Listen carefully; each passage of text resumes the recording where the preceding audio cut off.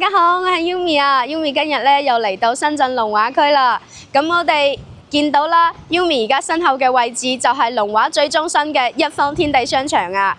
咁今日要介紹俾大家嘅樓盤就係一方天地正對面一路之隔嘅樓盤合生嘅幸福城真園嚇。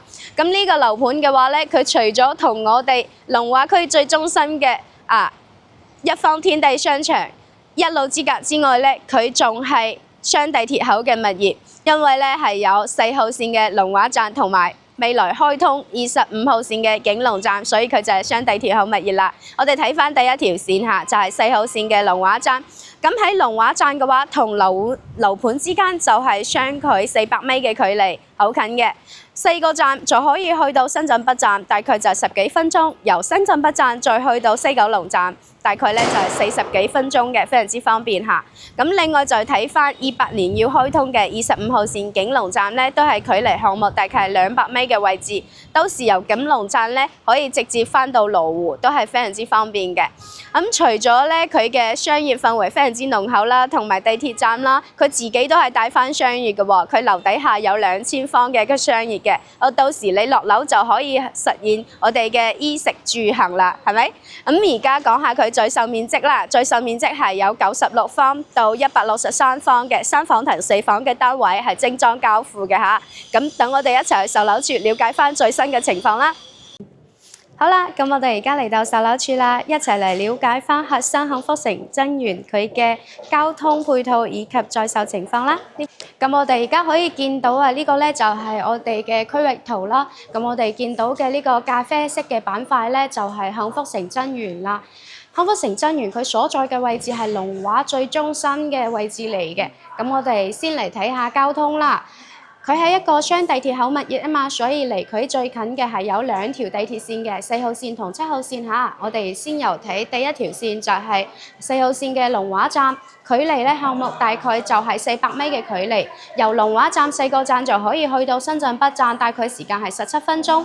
再由深圳北站坐高鐵咧去到香港西九龍，或者坐翻另外條線去翻我哋嘅深圳福田口岸都係 OK 嘅。大概時間咧就係40到50分鐘左右。咁另外咧就係第二條線啦，25號線嘅景隆站。咁25號線嘅景隆站咧，佢係預計28年通車嘅，到時咧就可以由景隆站直達去到文錦渡口岸啦，都係非常之方便嚇。咁除咗地鐵之外嘅話，仲有一個通行方式喎，就係喺隔離一方天地嘅 B 區呢度有個永東巴士，由永東巴士嘅話咧，佢就係直接可以去到我哋嘅深圳灣口岸，大概時間咧就係半個鐘左右嘅，都係非常之方便噶啦。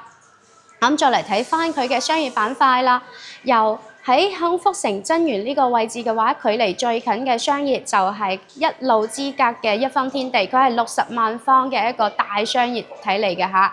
佢係分 A、B、C、D、E 區5個區嘅。另外咧，佢喺 E 區呢度仲有一個山姆超市啊，真係非常之方便啦。咁 A、B、C、D、E 區嘅話咧，佢係唔同主題嘅，飲嘢、食嘢、逛街。OK 晒㗎啦，全部滿足晒㗎啦，係龍華最大㗎啦嚇。然之後再睇翻其他嘅商業啦，咁距離2公里左右咧，仲有一個開市克，都係大型嘅商業嚟㗎啦，港人最中意㗎啦，係咪？咁另外話咧，佢仲挨住嘅話咧，仲有一個市場㗎嚇，就係我哋嘅肉菜市場啦。呢個市場都係唔錯嘅，好近啦。咁另外咧就睇翻佢嘅教育板塊啦。咁距離幸福城真園咧，佢自帶咗就係有幼兒園同埋門口都係有2所學校嘅喎。咁現成而家有嘅學校就係龍華區嘅創新實驗學校同埋龍華第2實驗學校、龍華中英文實驗學校，全部都係喺1公里之內嘅範圍嘅。咁1.5公里嘅話咧，仲有一個深圳嘅華東師範大學、深圳龍華學校嘅。咁再嚟睇翻佢嘅醫療板塊啦。咁醫療板塊嘅話咧，最近就係1.5公里嘅深圳人民醫院嘅龍華分院啦。咁另外3公里嘅話咧，就係有一個3甲嘅新華醫院係由北大醫院嚟管理嘅。咁仲有咧就係4公里嘅深圳市兒童達都係龍華園區4公里，非常之近嚇。咁呢啲嘅話咧，平時做翻個 body check 啊，都係唔錯嘅，都係三甲醫院嚟嘅。咁另外我哋再嚟睇翻佢嘅生態板塊啦，係咪？我哋平時中意出去行下嘅。咁離佢最近嘅話咧，就係錦龍嘅兒童街心公園啦，行路就係500-600米嘅。咁仲有咧就係龍勝公園啦。龍勝公園咧係龍華人特別中意去嘅，大概就係1.8公里咁樣。咁另外就係我哋落樓咧，其實已經係有市政配套1.1萬方嘅市政公園㗎啦，就喺樓底下嘅就好近嘅嚇。咁整體嚟講咧，佢嘅商業板塊非常之突出嘅。咁另外咧就係佢落樓500米範圍，基本上可以滿足晒衣食住行㗎啦，因為你落樓咧就可以有公園，就可以有商業，已經係好 OK 㗎啦。另外咧，地鐵通行都係非常之方便啊嘛。我哋再嚟睇翻佢嘅在售情況嚇呢邊。整體嘅話，呢個項目咧，佢係佔地13.8萬，佢嘅建面咧係有39萬嘅。佢分一地塊同二地塊。咁一地塊嘅話咧，主要係人才房啦，同埋寫字樓同埋有個幼兒園嘅，而家都係打造緊下。咁近期嘅主角咧就係第二地塊㗎啦。佢係分咗一棟嘅1、2、3、4、5單元嘅。咁一單元嘅話咧，佢就係寫字樓嚟㗎啦。所以佢嘅住宅係由2、3、4、5單元嚟組成啊！我哋主要嚟睇下嚇，嚟行到呢邊，咁我哋可以見到啦，2單元啦、3單元、4單元、5單元，全部都係有晒呢幾個戶型嘅96、114、118同埋128同埋143、163嘅呢幾個戶型。咁我哋詳細嚟睇下啦。總高咧就係56層嘅。咁我哋可以見到啊，2、3、4單元咧，佢望出嚟就係2所學校同埋文體中心同埋市政公園，所以基本上佢冇咩遮擋㗎啦。咁另外睇翻5單元啦，5單元嘅話咧，佢嘅大戶型118睇出嚟都係冇咩遮擋，但係咧佢96方睇出嚟就係一地塊嘅寫字樓啦，所以係有少少遮擋嘅。好啦，咁到時嘅話，大家可以跟翻自己嘅心意去揀翻個靚樓，Yumi 都會幫大家劈價嘅。咁另外我哋再嚟介紹翻佢嘅梯戶比下，一棟2單元嘅話咧，佢就係4梯6伙嘅；3、4單元咧係3梯4伙嘅；5單元嘅話係3梯5伙嘅嚇。咁佢嘅物業費嘅話咧就係5蚊9，車位嘅係1比1。咁車位租金嘅話就係250蚊一個月嘅。咁仲有咧就係佢係高層嘛，總高56，所以咧佢38層係避難層嚟嘅。咁避難層以下嘅話咧就係3米嘅層高，避難層以上嘅話就係3米1嘅層高㗎啦。咁我哋而家咧就上去睇下佢嘅示範單位同埋交付標準，佢係精裝交付嘅。我哋而家上去睇下。咁我哋而家去睇樣板樓啦，哇幾靚啊！喺度坐架車過去嘅。好啦，咁我哋而家嚟到實體樓啦，而家喺4單元，佢係3梯4伙嘅。我哋而家睇緊嘅係96嘅3房戶型嚇。咁我哋而家見到咧，佢就已經係交樓標準啦，直接睇，你睇到係點，交俾你就係點樣嘅。我哋先由廚房開始啦，入門嘅左手邊就係廚房啦。咁廚房嘅話，佢係做咗個 U 型嘅廚房嘅，有大窗啦，同埋我哋嘅多功能水龍頭啦、大星盤啦、煮食嘅3件套。呢個係方太嘅喎，方太嘅3件套嚇，煮食爐啦、抽煙機啦同消毒櫃，上下櫃咧都係做好晒㗎啦。話啲細節都做得特別好喎。然之後咧，呢一邊都仲做咗上下櫃添，上邊嘅收納空間咧係好足嘅。咁呢個位置咧啱好係可以擺個大雪櫃嘅，雙開門都係冇問題嚇。咁我哋再嚟睇下客廳位啦。咁出嚟嘅呢個位置咧就啱好可以放一個飯台位，長方形或者圓形都係 OK 嘅，放個3、4人4到6人位都係 OK 嘅呢個空間。咁然之後過嚟嘅話咧，睇下梳化位，咁對面咧有插座啦，嗰邊放電視，咁呢個空間大概就係要去到3米7、8咁嘅啦，比較闊嘅，可以擺個4到5人位都係冇壓力嘅喎，都係 OK 嘅。對面咧可以擺個75寸嘅電視。咁咧我哋而家就喺8樓啊，8樓嘅話咧，佢嘅樓底高度就係3米1嘅嚇。開發商咧佢仲做埋呢個燈帶同埋吊頂嘅，都係唔錯噶啦。咁睇埋啦，呢個咧就係雙層嘅中空玻璃啦。咁呢個玻璃嘅話，佢係隔音隔紫外線嘅。睇下個露台先。咁露台嘅話咧，佢就係呢個露台可以做翻個休閒空間啦，上邊啲裝埋啲晾衫架，睇出去個景嘅話咧，就啱好係睇到學校嘅。呢個係華美學校嚇。咁如果話到時你覺得唔想睇到咁低嘅景，你想睇高啲嘅城市景嘅話，你可以買高啲嘅嚇，揀翻高啲嘅樓層。我哋再睇翻內廊位置啦。咁先嚟睇第一個睡房啦。呢個睡房位置嘅話咧，個闊度大概都係將近3米嘅，所以話都唔細嚇。擺翻張1.8米嘅床或者1.6米嘅都 OK。如果你擺1.6米嘅牆嘅話咧，呢度就啱好可以做張書台，做個到頂嘅衣櫃就 OK 嚇。然之後呢個位置都係可以單獨使用嘅，我哋可以放張墊啦，喺度欣賞下風景都唔錯嘅嚇。再睇下套廁嘅位置啦。嗱，呢個套廁嘅話咧，佢一樣都係做咗乾濕分離嘅，兩段式嘅，有窗嘅嚇。個企缸位置咧，長方形比較闊啊，馬桶啦，同埋我哋嘅鏡櫃啦、洗手池呢啲都係配好晒嘅。同埋鏡櫃後邊嘅話咧，一樣都係有儲物空間嘅嚇，都有格㗎啦，全部都 OK 嘅。然之後睇下，佢仲有個細節喎，洗手間呢邊嘅話咧，佢係下層式嘅，所以話啲水就唔易出嚟。哇！呢個細節真係加分嚇。睇下第二個睡房先。咁第二個睡房嘅話咧，佢呢度就額外贈送咗多啲嘅飄窗位㗎啦。平時嘅話咧就係到呢個位置㗎嘛。咁呢度咧仲有一個凹位嘅，呢個凹位都可以擺翻少少嘢，同埋咧呢個位置佢都係有窗可以入嚟睇下嚇。都係有窗可以睇到嗰個位置嘅。咁張牆嘅話咧就可以夾埋個飄窗啦，做翻個榻榻米啊，或者擺個牆褥咧就同呢個飄窗差唔多高度咁樣拼埋去，差唔多去到就加多1米啦，都好闊㗎啦嚇，加多米幾都 OK 㗎啦，米2、米3都 OK，或者單獨放一張米5嘅床啦，對面就做翻個衣櫃，或者呢個房間就唔做衣櫃，對面嘅話咧就做翻個梳妝台。作為一個客房都唔錯。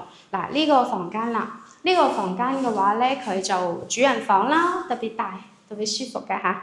放翻1.8米嘅床，然之後咧佢就單獨使用嘅飄窗啦，飄窗嘅闊度嘅話咧，大概就係80嘅80。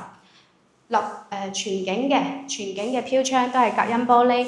主人房仲帶埋個洗手間嘅。咁我哋而家講緊嘅係96方嘅3房單位嚇，佢係3房2廁嘅單位嚟嘅。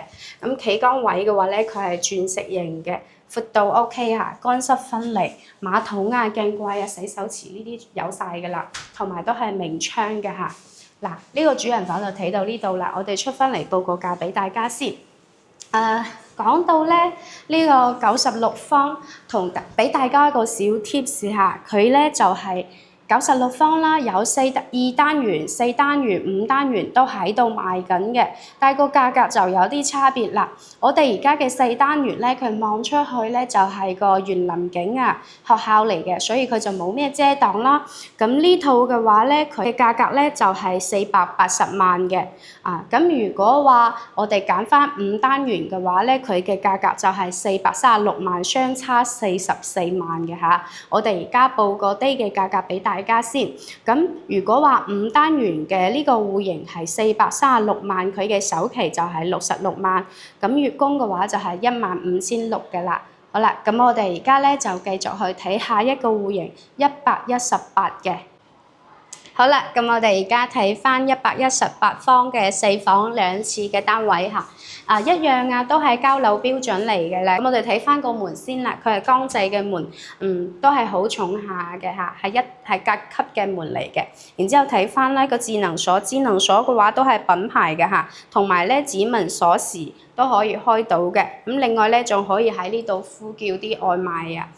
咁另外再睇下門後邊嘅位置，佢大概嘅話咧呢度有個凹位嘅。咁我哋着37嘅鞋啦，佢呢個闊度大概你可以做到43左右、44左右嘅呢個鞋櫃位，一直同呢個餐邊櫃咧做埋過嚟。呢度啱好有個凹位啊，呢度做一辣嘅鞋櫃同埋餐邊櫃夾埋一齊，好靚㗎啦嚇。然之後咧，我哋再嚟睇翻個廚房位置。廚房位置嘅話咧，佢就係做咗個U形嘅上下櫃啦，同埋呢啲方太嘅煮食爐啦、抽油煙機同埋消毒櫃3件套係有齊晒嘅。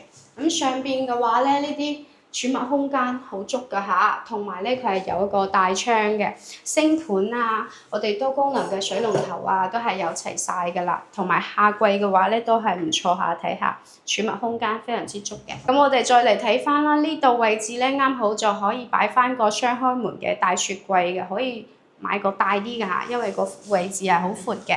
我哋再嚟睇翻個出嚟廚房出嚟咧，就係一個飯台位啦。咁呢個飯台位咧可以擺圓形啦、長方形啦都 OK 嘅，4至6人位係冇問題嘅。再嚟睇翻個廳位，咁廳嘅話咧，佢呢個距離就已經去到應該有細尾㗎啦，好闊㗎啦嚇。擺翻75大電視冇壓力嘅。咁呢個位置 sofa 位嘅話，擺4至6人位係 OK 嘅。4至5人位好啲嘅嚇。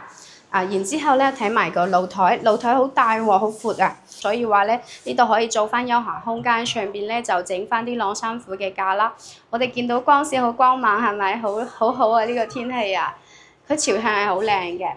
呢邊嘅話咧就係8樓啦。呢度咧佢就係8樓嘅04戶型嚟嘅，朝向好靚㗎，大家記住呢個戶型啊。咁我哋再嚟睇下咧佢嘅內籠設計啦。咁由第一個洗手間位睇起下，呢個套廁嘅話咧，佢就係做咗2段式嘅乾濕分離，有窗啦。咁仲有咧企缸位置係長方形，並且咧係 OK 嘅，比較闊嘅。然之後睇下馬桶啦，我哋嘅洗手間嘅儲物櫃啦、鏡櫃啦，同埋我哋洗手盤呢啲全部都係有齊晒㗎啦。然之後就嚟睇翻第一個睡房啦。咁睡房嘅話咧，佢啱好係可以擺一張1.5米嘅床嘅。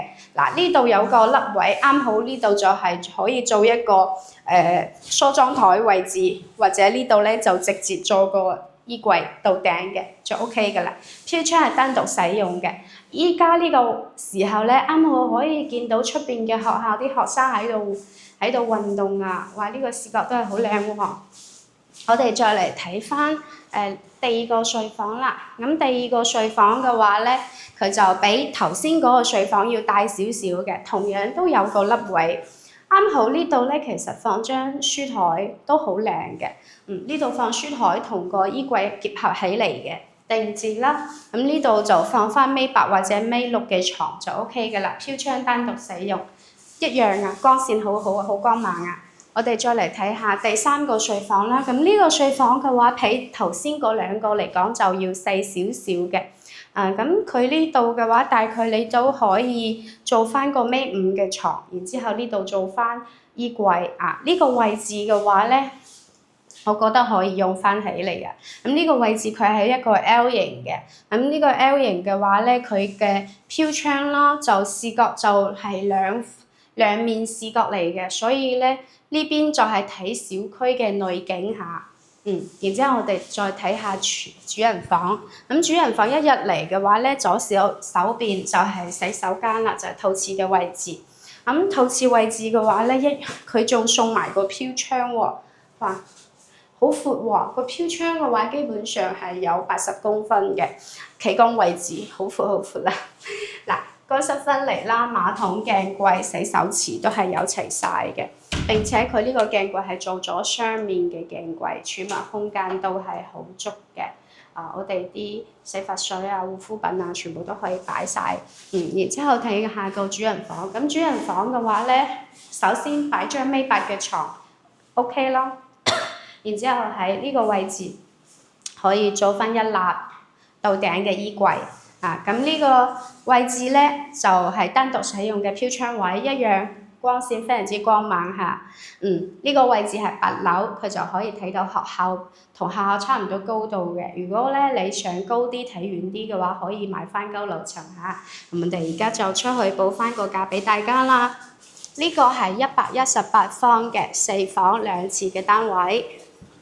我哋睇翻118方嘅話咧，佢嘅一樣嚇，2、3、4單元同5單元都有，但係5單元嘅價格咧就比其他單元嘅要平35萬左右嘅嚇。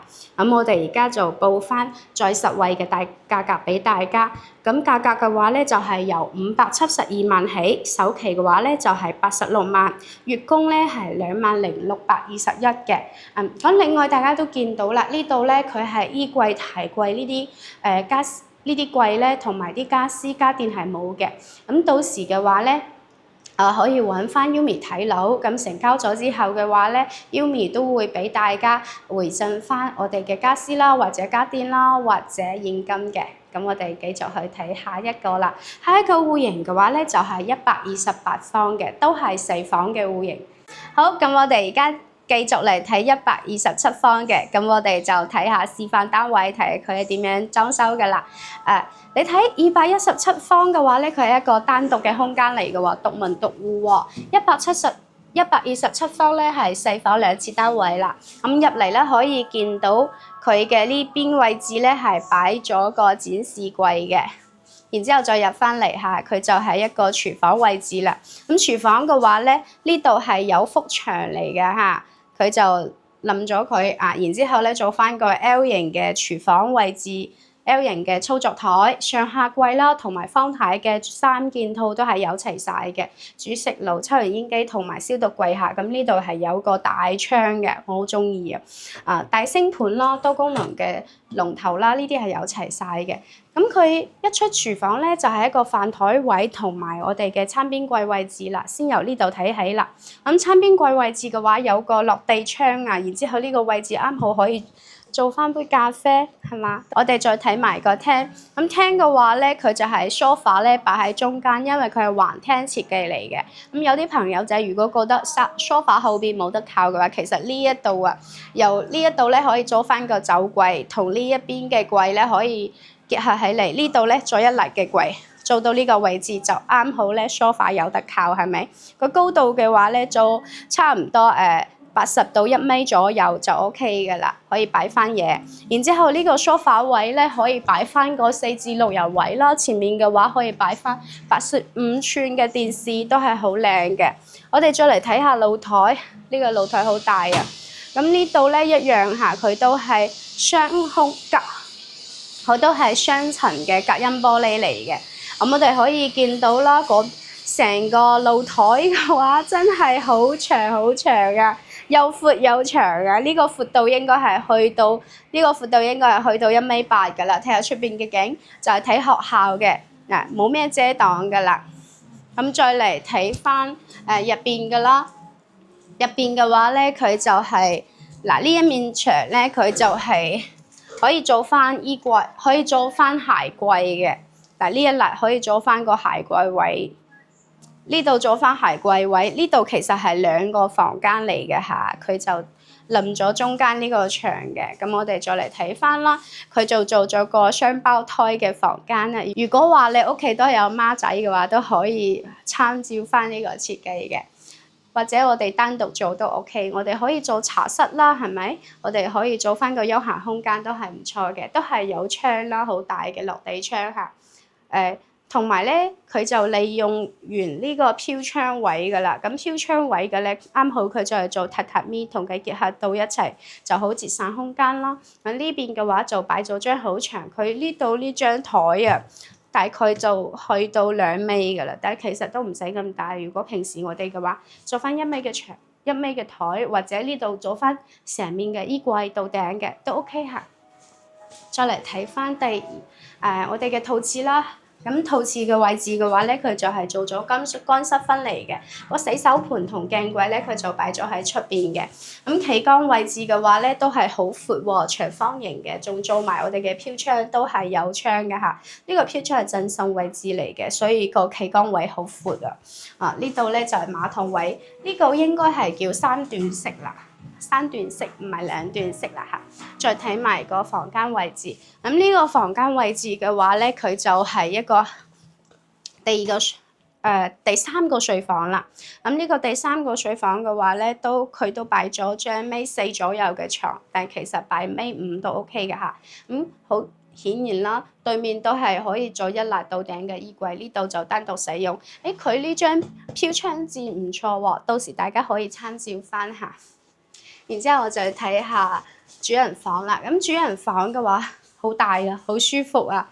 呢張主人房嘅話咧，佢就擺咗張1.8米嘅床啦，三面落地啦，同埋飄窗嘅位置都係好闊嘅，有80公分嘅，可以完整好似佢咁利用啊。晚上嘅話飲杯酒係嘛，或者嘆個茶都唔錯啦。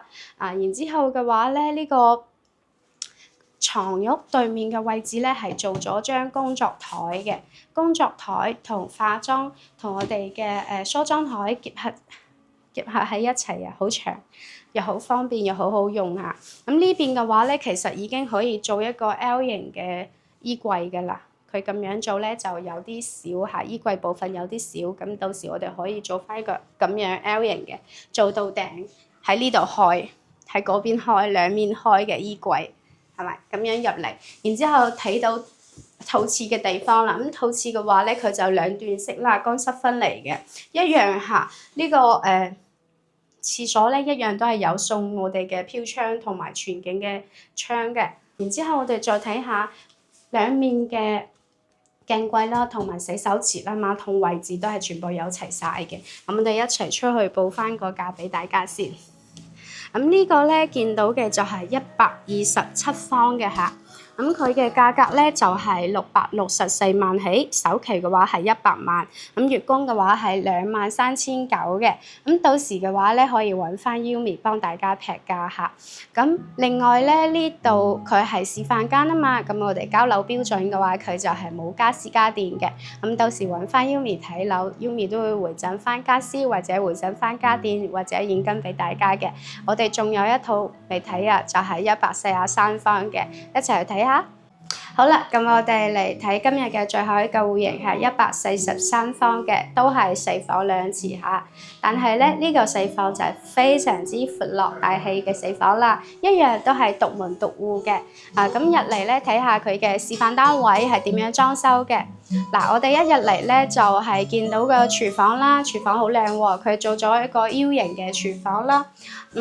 到時咧呢啲龍頭啊、星盤啊、煮食3件套同埋上下櫃係有齊晒嘅。呢個位置啱好係可以擺翻個雙開門嘅大冰箱。咁出嚟咧就係飯台位啦，佢呢度就擺咗個6人位。其實好似呢啲大戶型啊，128、143、163呢啲大戶型嘅話，放6人台好 OK 㗎啦，長型嘅台顯得更加大氣啊！咁我哋再睇翻啦，佢係南北通嘅戶型喎。哇，完完全全嘅南北對流啊！咁呢個位置嘅話咧，佢就係佢嘅北面啦。咁北面呢邊嘅話咧，就係睇啲城市景觀嘅啦，都係比較開揚嘅。如果買高啲嘅樓層嘅話，咁我哋再嚟睇翻佢嘅客廳位啦。咁客廳就非常之闊啦，好大好闊啊！我覺得嘅話，呢個位置應該係7-8米都有㗎啦，8米左右係有嘅。然之後咧，個 sofa 位置咧就可以擺翻個有啲造型嘅靚啲嘅，大概6人位就 OK 㗎啦。前面嘅話擺85寸嘅電視，擺翻2張單椅嚇。然之後後邊嘅話可以做掛啲掛畫啊，做個酒櫃啊，做個展示啊，都唔錯嘅嚇。我哋再睇翻露台嘅位置。咁露台位嘅話咧，露台一樣咁大。等我打開俾大家睇下。哇！你行都要行好耐啊！你話幾闊？咁我哋睇翻露台嘅位置啦。咁露台嘅話咧，你平時如果種啲花花草草都 OK 嘅，或者平時咧呢度嗰邊做晾衫位，呢邊咧就做休閒就唔晾衫啦。呢邊做個休閒位，睇個景都唔錯嘅。陽台嘅位置都好闊下，但佢都要去到1.6米、1.8米左右嘅。我哋再嚟睇翻啦，第一個套廁啦。咁套廁嘅話咧，佢就係做咗3段式嘅乾濕分離嘅，洗手池同埋我哋嘅鏡櫃擺出邊，馬桶擺中間，呢度係乾區嚟嘅。然之後再嚟企缸位，企缸位置一樣有贈送我哋嘅飄窗嚇，同埋都係有窗嘅。花灑猛同石鏡櫃，呢啲全部都係有齊晒嘅。咁再嚟睇下第一個睡房啦。咁第一個睡房嘅話咧，佢就呢個空間都係唔錯噶咯，好似我哋其他嗰啲房嘅主人房咁大噶啦，擺張米八嘅床啦，嗰邊就做翻到頂嘅衣櫃啦，擺翻2個床頭櫃，飄窗單獨使用下，同埋一個咧都係觀景窗嚟嘅，咁飄窗嘅闊度咧都係去到80嘅，都唔錯。我哋睇翻第二間睡房，第二間睡房嘅話咧，都係啦，佢呢度咧就冇咗房間啦，做翻個休閒空間，書房嚟嘅呢度。哇！佢咁樣做，真係俾人感覺非常之高端。非常之舒服嚇，到時大家可以參照翻呢個休閒空間，係做咗一張定制嘅非常之長嘅，大概就係2.5米左右嘅呢個長台嚟嘅，上邊咧就做翻啲展示。唔錯啊，做翻啲個人收藏嘅展示，咁到時大家可以參照翻啦。咁呢個房嘅話咧，佢就係做咗張大概2.5米到3米嘅一個長台，上邊做翻啲展示，個人收藏嘅展示都唔錯。朋友嚟屋企啱好可以喺度休息下，喺度傾下偈都唔錯嘅。咁我哋而家就睇翻第3個睡房啦。咁第3個睡房嘅話咧，呢度可以做翻個兒童房都唔錯喎，呢度咧就擺翻個1.5米嘅床都係 OK 嘅，然之後飄窗單獨使用啦，呢邊就可以做翻個書台同埋我哋嘅衣櫃結合起嚟啦。咁我哋再嚟睇翻我哋嘅主人房嚇，咁主人房嘅話咧，佢裝修得非常之有格調啊，好靚啊！好有風格係咪？然之後呢張床嘅話1.8米啦，飄窗單獨使用，哇咁樣嚟做翻個休閒空間係嘛？2個人飲下茶、飲杯紅酒都非常之唔錯。然之後再睇翻呢個位置啦，咁呢個位置嘅話咧，佢就係做咗個衣帽間嘅感覺嚇。然之後呢邊咧陶瓷部分，佢一樣嚇都係贈送飄窗啦，同埋都係有窗嘅。企缸位非常之闊，咁呢度其實都可以做浴缸噶啦嚇，2段式嘅乾濕分離嘅馬桶2面鏡櫃同埋洗手池龍頭都係有齊晒嘅。一出嚟就係衣櫃位，然之後就到張床，然之後就到休閒空間。哇！呢個主人房太舒服啦，我哋一齊睇下佢嘅報價。而家睇緊嘅咧就係142方嘅。咁142方嘅話咧，佢嘅總價係719萬，首期嘅話係108萬，月供嘅話係25,925嘅。咁其實仲有一個更加大嘅係163方嘅。咁163方嘅話咧，而家就未做到示範間啊，不過都可以報個價俾大家。163方嘅話咧，佢就係890萬，首期嘅話咧就係134萬，月供咧係32000嘅。好啦，咁呢個咧就係163方嘅報價啦。好啦，咁我哋而家落樓同大家做翻個總結啦。頭先咧我哋係睇咗96嘅、118嘅、128嘅、143嘅4個戶型，交樓標準咧同埋樣板間我哋都睇晒啦。咁其實咧仲有一個114嘅係4房，163嘅。